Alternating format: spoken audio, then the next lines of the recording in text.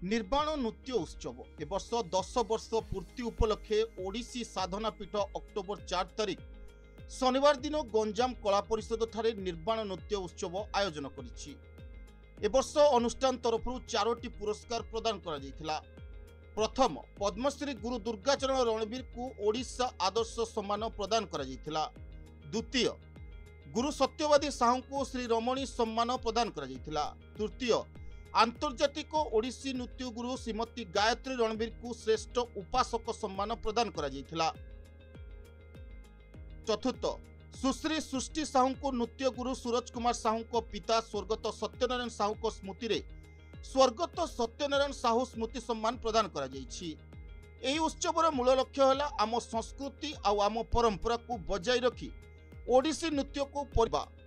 ओडिसी नृत्य जहाँकि ओडिशार एक शास्त्रीय नृत्य जहाँकु कि आमर परवर्ती पीढ़ी मनरे ओडिसी नृत्य प्रति आग्रह सृष्टि करिवार एक स्वतंत्र मार्ग हेउची ए निर्वाण नृत्य उत्सव।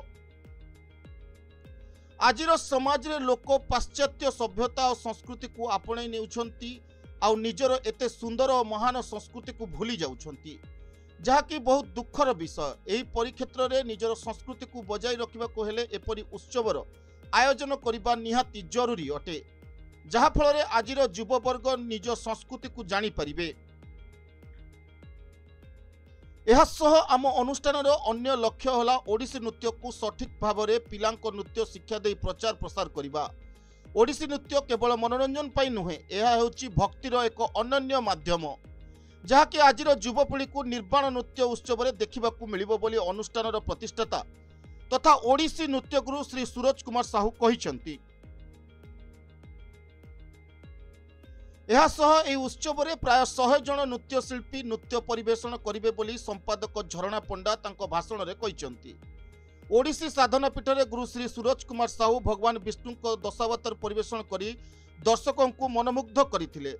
भुवनेश्वर आसीथिबा आंतर्जातिक ओडिसी गुरु श्रीमती गायत्री रणवीर अभिनय कुंती एवं सुश्री सृष्टि साहू दुर्गा स्तुति परिवेषण करी समस्त मन मोहि नेथिले।